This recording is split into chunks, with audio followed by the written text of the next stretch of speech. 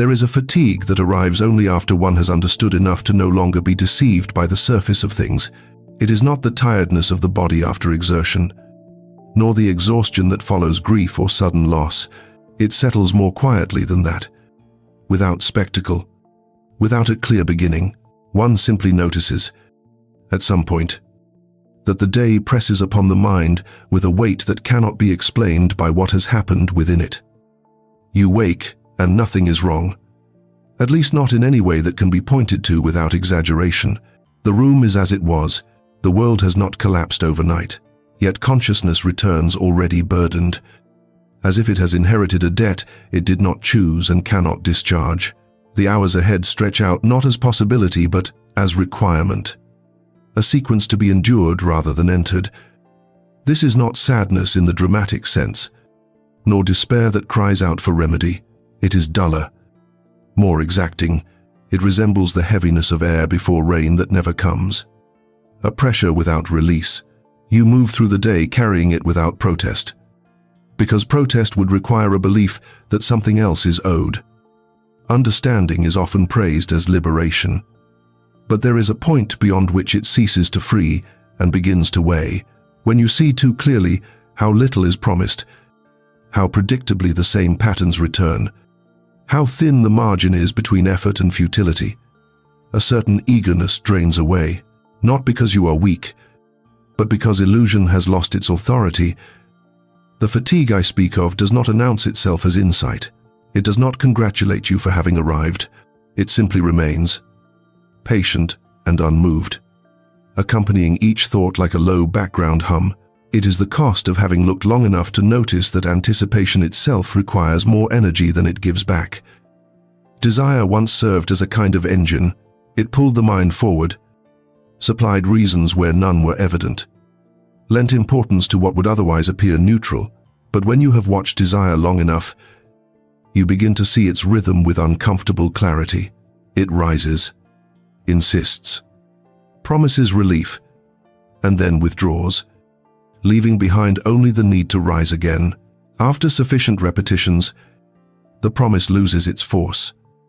What remains is not peace, but a thinning of motivation that feels less like loss than like depletion. You no longer chase with the same urgency, not because the objects of desire have changed, but because the chase itself has revealed its nature. To want is to lack, and to satisfy is merely to clear the space for the next lack to announce itself. This realization does not strike like a revelation. It seeps in gradually, through small recognitions that accumulate without drama. You notice how quickly satisfaction fades. You notice how often relief is mistaken for fulfillment.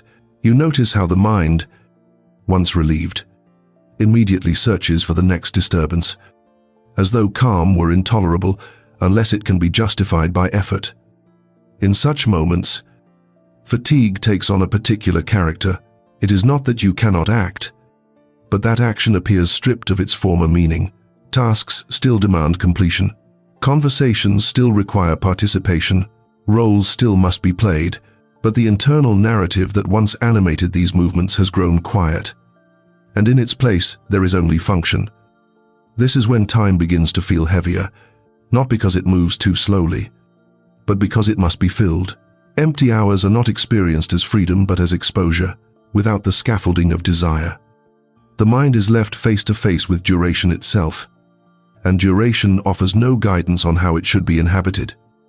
People often imagine boredom as trivial, something that can be cured by novelty or distraction, but the boredom that follows understanding is of a different order. It is not the absence of stimulation, but the presence of too much awareness, too much recognition of repetition, too much familiarity with the limits of variation. You may find yourself engaging in activities that once held interest, only to observe yourself doing so from a distance, as though watching a habit continue after its reason has departed. The hands move, the words are spoken, the routine completes itself, and throughout, there is an underlying awareness that none of this alters the fundamental condition of being conscious here, now, and again tomorrow. This awareness does not provoke rebellion. It produces something quieter, resignation without bitterness. You do not rage against the structure of things. because you see too clearly that rage itself would simply add another oscillation to the pattern. Pain would follow effort, boredom would follow relief, and the cycle would proceed unchanged. Thus, endurance becomes the dominant mode. Not chosen, but assumed. One endures not because one believes in a reward at the end, but because the alternative would require a justification that no longer convinces. You endure because the day must pass whether you accompany it willingly or not. There is a strange dignity in this, though it is not the kind that inspires admiration. It is the dignity of accuracy, of no longer asking life to be more than it is prepared to be, of standing within the facts without adornment. This dignity does not feel uplifting, it feels precise, almost austere. Social life, in such a state, acquires a particular transparency.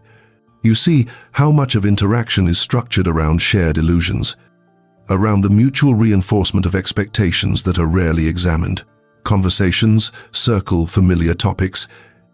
Ambitions are rehearsed. Disappointments are softened with explanations that preserve the belief that things could have been otherwise.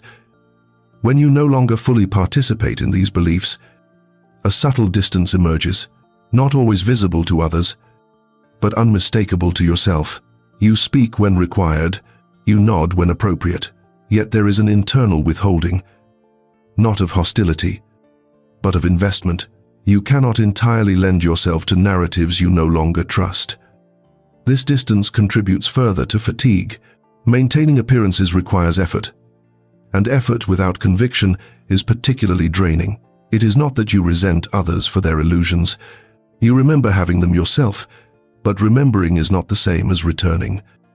At times, you may wonder whether something is missing in you, whether this weariness indicates a failure of spirit or imagination. Such thoughts arise almost automatically, inherited from a culture that treats enthusiasm as health and endurance as deficiency.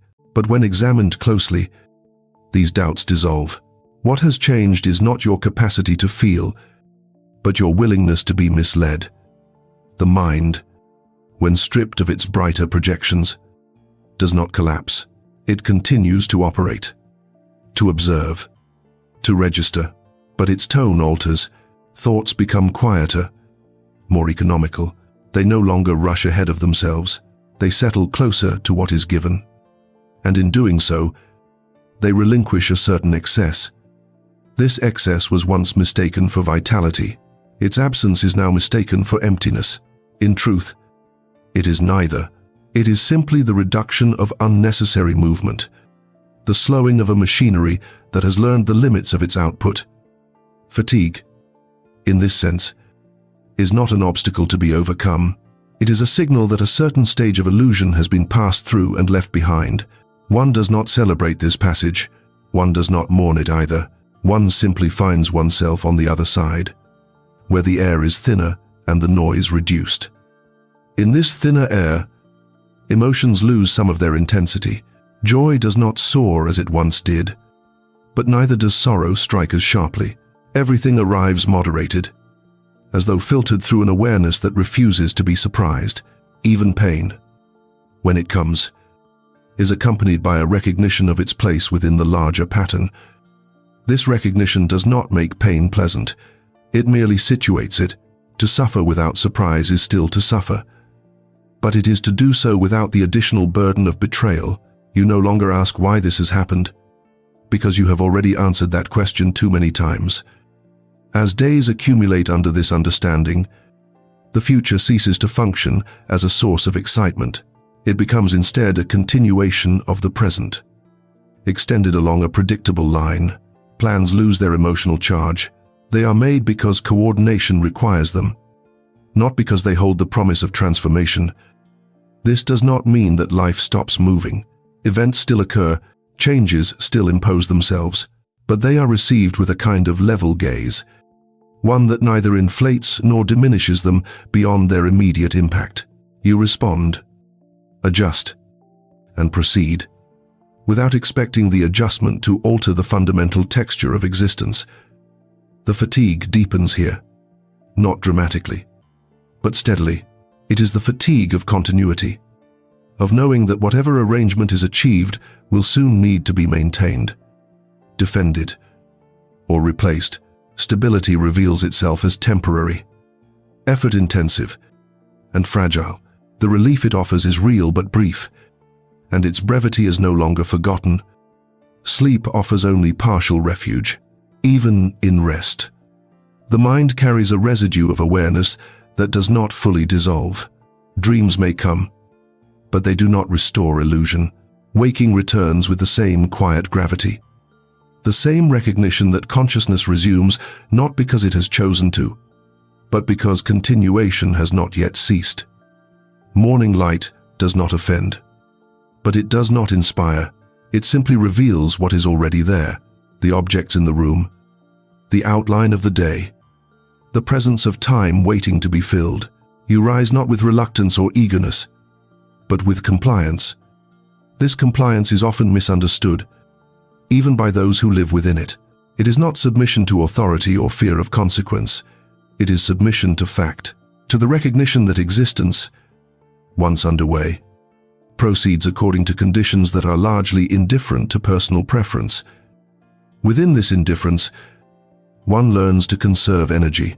Excess feeling is avoided, not out of numbness, but out of economy.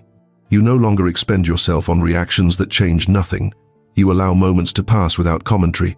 Silence becomes less threatening, not because it is comforting, but because it demands nothing. Language itself begins to feel heavier. Words, once deployed with enthusiasm or urgency, now seem prone to exaggeration. You speak more sparingly, aware of how easily expression outruns necessity. This restraint is not a discipline imposed from above. It emerges naturally from the recognition that saying more does not clarify more. Thoughts, too, shorten. They arrive, complete their function, and depart. There is less rumination, not because answers have been found, but because the questions have lost their urgency. Many of them were sustained by hope, and hope has quietly withdrawn. This withdrawal leaves behind a strange neutrality, not peace, not despair, but a steady background against which events register without amplification. You do what must be done, not with enthusiasm, but with steadiness. You refrain from what need not be done, without guilt. In such a state, one is often mistaken for detached or even cold, but the coldness is not toward life itself. It is toward the narratives that once demanded emotional investment disproportionate to their outcome. What remains is a more modest relationship with experience, one that does not ask it to justify itself. The fatigue persists, but it changes texture. It becomes less acute, more evenly distributed. It is no longer a spike that interrupts, but a constant pressure that accompanies. You carry it as one carries one's own weight, without remark. Occasionally, a memory surfaces of a time when things felt otherwise, when anticipation colored perception and effort felt infused with promise. The memory does not wound. It simply appears as a record of a different configuration, one that belonged to a different understanding. You do not long to return, because you know what that return would require. Thus, life continues, not as a project aiming at fulfillment, but as a sequence of moments to be navigated with as little distortion as possible. You align yourself with what is given, neither resisting nor embellishing. And in doing so, you arrive at a posture that is sustainable, if not inspiring. It is here that the true nature of this fatigue becomes apparent. It is not exhaustion from too much living, but weariness from seeing too much, from recognizing the shape of things without the protective blur of illusion. Once this recognition has settled, it does not leave. It accompanies every perception, every choice, every pause between actions, and it continues quietly, as the thought itself begins to thin and move toward another register where even this description feels almost too much.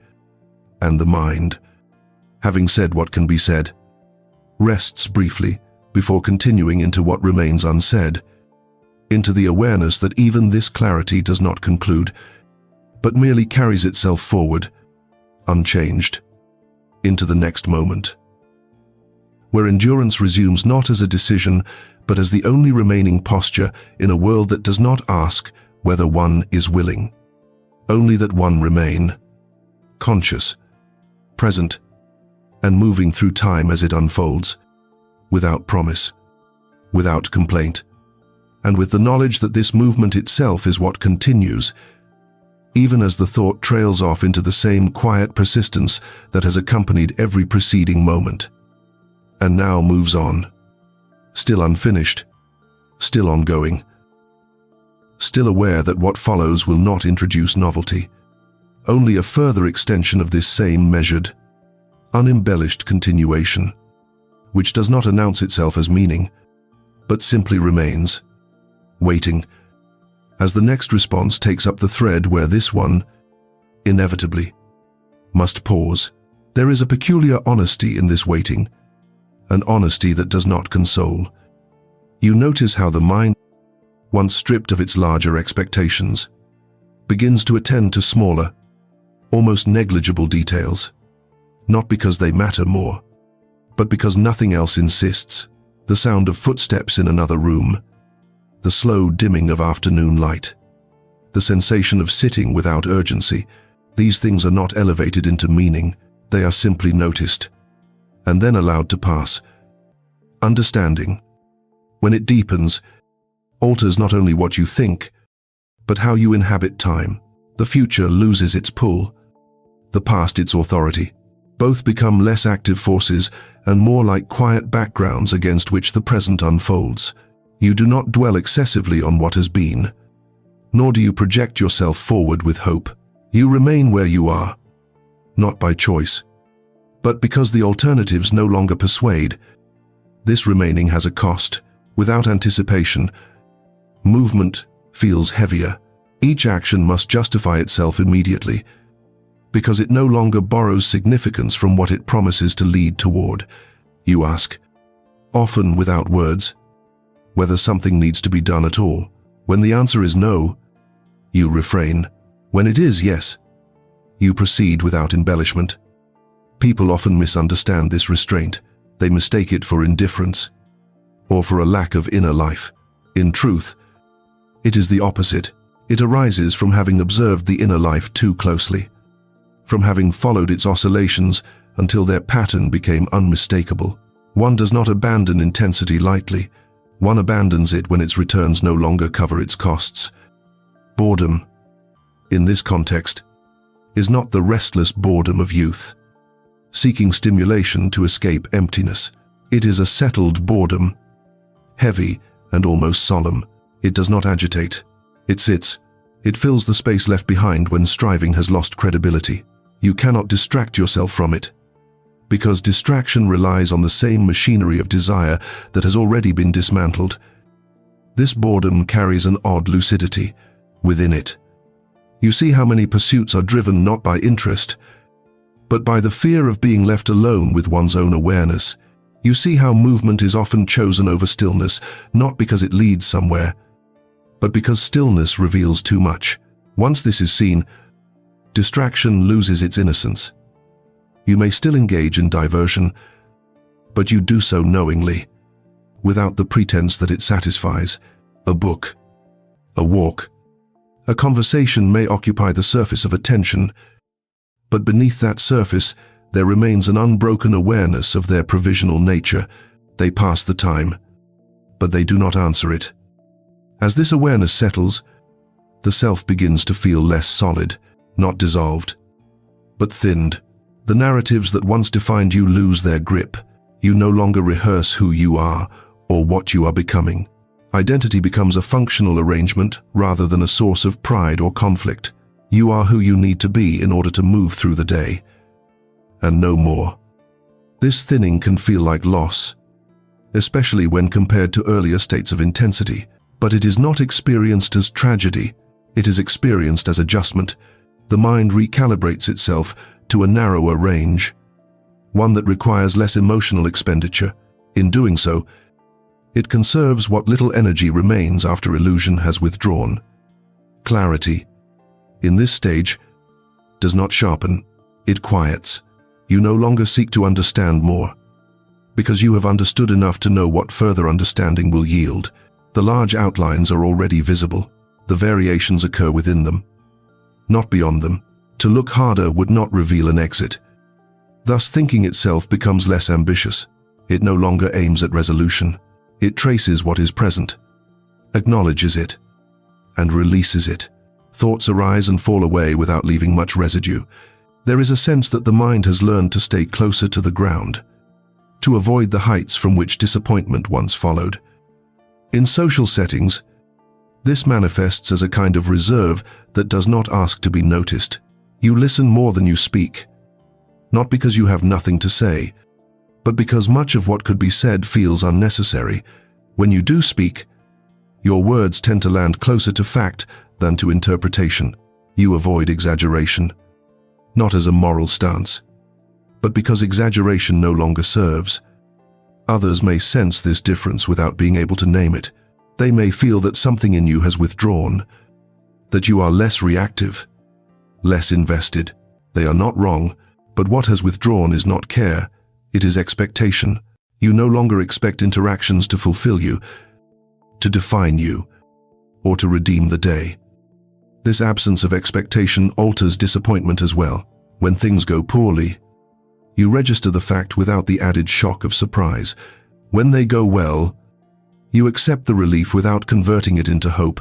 Both outcomes are integrated quickly, without lingering. The emotional amplitude narrows, and within that narrowing, a certain steadiness appears. This steadiness is often mistaken for strength. It is not strength in the heroic sense. It is endurance refined by understanding. You endure not because you believe endurance will be rewarded, but because you see no reason to dramatize what is simply the condition of being conscious over time. The body participates in this adjustment. Sensations become more prominent, not because they intensify, but because there is less mental noise competing with them. Fatigue is felt more plainly, hunger more neutrally, comfort without gratitude. The body becomes a site of information rather than a source of meaning. Even pleasure, when it arises, is experienced differently. It does not expand outward into promise. It remains contained, localized, temporary. You do not build upon it. You allow it to occur and then to end. In this way, pleasure loses its power to deceive, but also its capacity to disappoint. As days continue under this regime, you begin to sense that endurance itself has a rhythm. There are moments when it tightens, when the weight feels closer and more insistent. There are moments when it loosens slightly, allowing for a brief neutrality that resembles rest. Neither state announces itself as progress. They alternate without narrative. The mind, attentive to this rhythm, stops demanding coherence from it. You no longer ask whether you are moving forward or backward. You measure the day not by achievement, but by whether it was carried through without unnecessary distortion. This becomes the quiet criterion by which things are judged. In this way, life narrows without collapsing. It becomes smaller, but also more exact. You occupy less psychological space, but you occupy it more fully. There is no sense of expansion, no sense of ascent. There is only placement, here rather than elsewhere, now rather than later. This placement brings with it a silence that is not empty. It is filled with awareness that no longer seeks to justify itself. You sit within this silence, not as a retreat, but as a consequence. It is what remains when the questions have exhausted their answers. From within this silence, you may occasionally feel the faint impulse to explain yourself, to reassure others or yourself that this state is acceptable, reasonable, or temporary. But such impulses fade quickly. Explanation presumes an audience that still believes in alternatives. You no longer do. Thus, the fatigue persists, deepened now by resignation that is neither bitter nor resigned in the dramatic sense, but quietly settled. Like sediment at the bottom of clear water, you see through it, and it sees through you. It does not obscure. It simply remains, shaping the way each moment is received.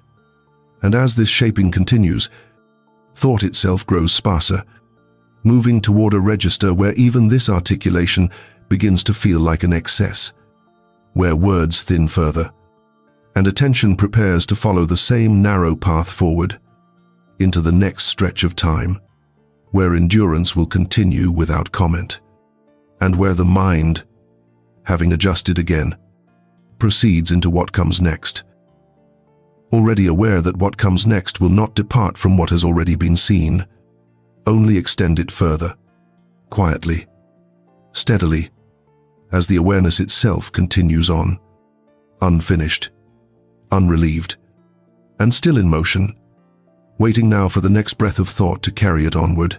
This onward movement does not require conviction. It proceeds without being persuaded. You notice how easily the day accepts your presence without demanding enthusiasm, how tasks accommodate themselves to a reduced inner commentary. There is a kind of tacit agreement formed between you and the hours. You will not ask them to deliver meaning, and they will not trouble you with false invitations. In this arrangement, effort becomes quieter. You do what must be done with a minimum of resistance. Not because resistance has been conquered, but because it has been rendered inefficient. To struggle inwardly against what cannot be altered expends energy without altering outcome. Once this is seen, resistance gives way not to acceptance in the moral sense, but to cessation. The world, observed from this posture, appears less hostile than it once did, not kinder, but less personal. Events no longer feel arranged for or against you. They occur, intersect briefly with your trajectory, and move on. Their indifference, once felt as affront, now registers as consistency. This consistency has a numbing effect. When nothing is taken personally, nothing wounds deeply, but nothing elevates either. You exist within a flattened emotional landscape, where peaks and valleys have been worn down by repeated passage. It is easier to walk here, but there is nowhere to climb. People speak often of clarity as illumination, as though understanding were a light that reveals hidden paths. The clarity that follows disillusionment is different. It illuminates nothing new. It simply removes shadows that once gave depth to the terrain. You see the ground for what it is, evenly lit, extending without interruption. With this sight comes a reduction in inner dialogue. The voice that once commented, evaluated, anticipated, and regretted grows less insistent. It has said what it had to say. What remains is a quieter awareness that does not narrate experience so much as register it. This registration is precise, but emotionally thin. You notice moods shift without attaching stories to them. A heaviness arrives, lingers, and recedes. A moment of ease appears, passes, and leaves no demand for continuation. Experience becomes episodic without becoming dramatic. In such a state, the question of purpose loses urgency, not because it has been answered, but because it no longer feels actionable. To ask why presupposes the possibility of adjustment. When adjustment reveals itself as superficial, the question itself weakens. You may still hear others speak with conviction about direction, about meaning discovered or created. You recognize the structure of these assertions immediately. You see how they function, how they stabilize the speaker, how they organize effort. You do not dispute them. Dispute would imply engagement. You simply register them as one more arrangement among many. This withdrawal from engagement is often mistaken for isolation, but isolation implies loss of connection. What occurs here is not loss, but thinning. Connections remain, but they are no longer inflated by expectation. You relate without leaning, without asking the interaction to carry more than its share. This has consequences for attachment. You care, but you do not cling. You notice affection without converting it into dependence. You allow distance without interpreting it as abandonment. These shifts are subtle, almost invisible, but they alter the internal economy significantly. The fatigue adjusts accordingly. It becomes less sharp, more ambient. It is no longer tied to particular disappointments or realizations. It spreads evenly across the field of awareness.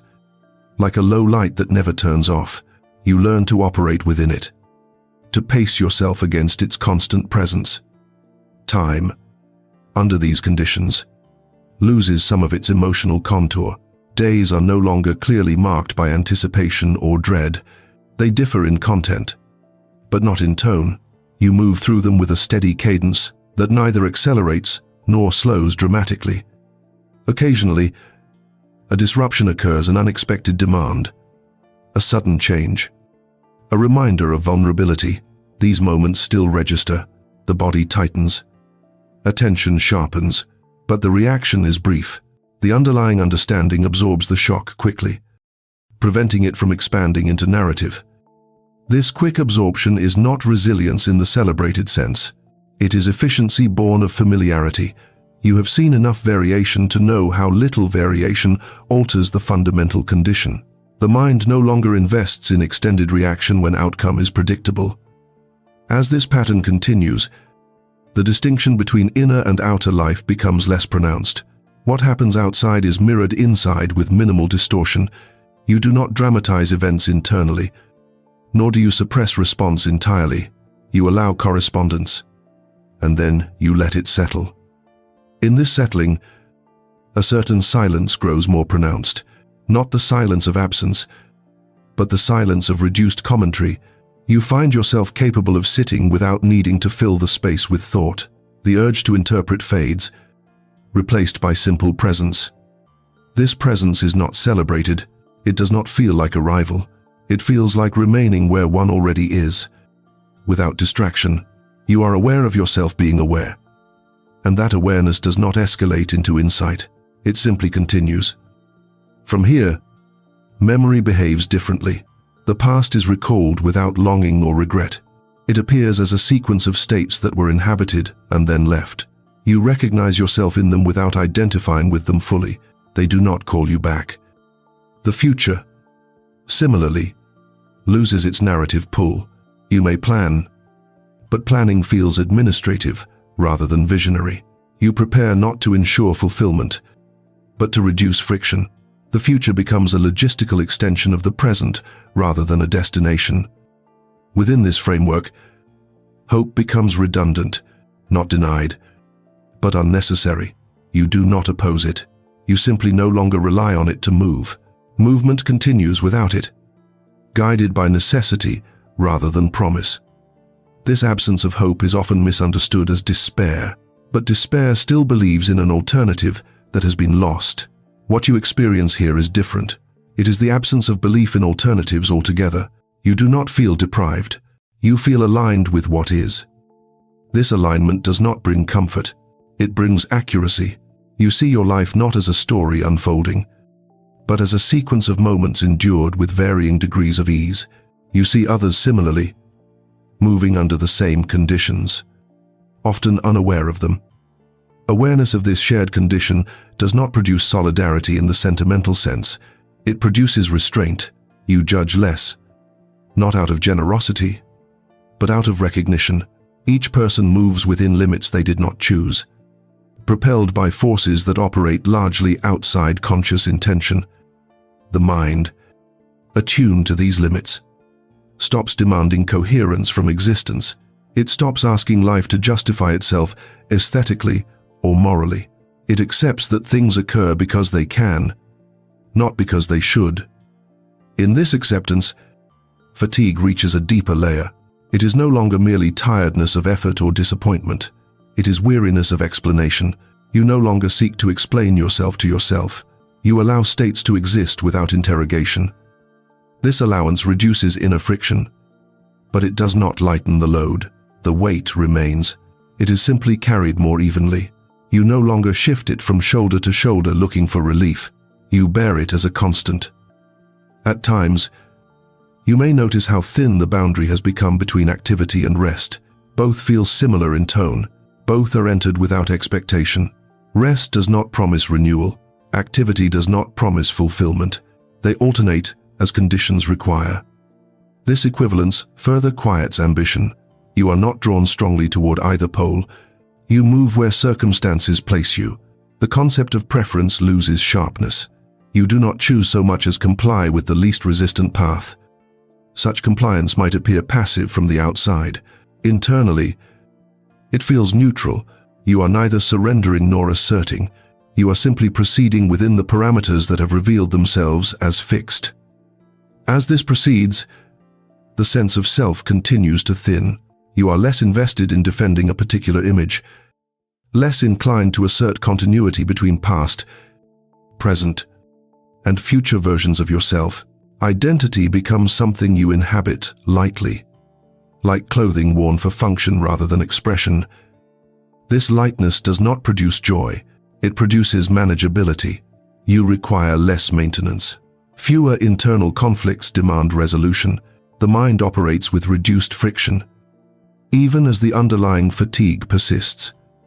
The persistence of this fatigue is perhaps the most honest feature of the state. It does not resolve with insight. It does not diminish with acceptance. It accompanies awareness as its shadow, inseparable and unremarked. You no longer ask when it will end. The question has exhausted itself. You understand now that it is not a phase moving toward resolution, but a condition that stabilizes once illusions have withdrawn. It is what remains. From this point, existence unfolds with minimal commentary. You observe, respond, and continue. There is no crescendo ahead, no collapse anticipated. There is only continuation, measured and unadorned. And as this continuation extends, thought itself becomes increasingly economical, shedding excess phrasing, moving closer to silence. Not because silence is revered, but because there is less left to say that has not already been seen, and the awareness that carries this seeing moves forward quietly, steadily, into the remaining stretch of time, where endurance will persist without protest or proclamation, and where the next moment will arrive carrying nothing new. Only the familiar weight of being conscious still, present still, and moving onward without expectation. As the thread of attention continues, unbroken, into what follows, there is no culmination waiting beyond this point. What remains is not an answer, but a posture that sustains itself through repetition. You notice how each moment arrives already familiar, as though it has been rehearsed in advance by countless similar moments that preceded it. Novelty, when it appears, registers only as variation within a known range. The mind no longer tightens in anticipation of change. It meets change as one meets weather, adjusting without interpretation. What alters does so on the surface, while the underlying condition remains untouched. This constancy, once resisted, now asserts itself as the most reliable feature of existence. You begin to sense how little of life is actually decided. Decisions are made, but they occur within narrow corridors shaped by circumstance, temperament, and prior momentum. Freedom exists, but it is modest. It does not transform the terrain. It merely selects among nearby paths that all lead in roughly the same direction. This realization further quiets judgment. Toward yourself, you become less accusatory. Toward others, less astonished.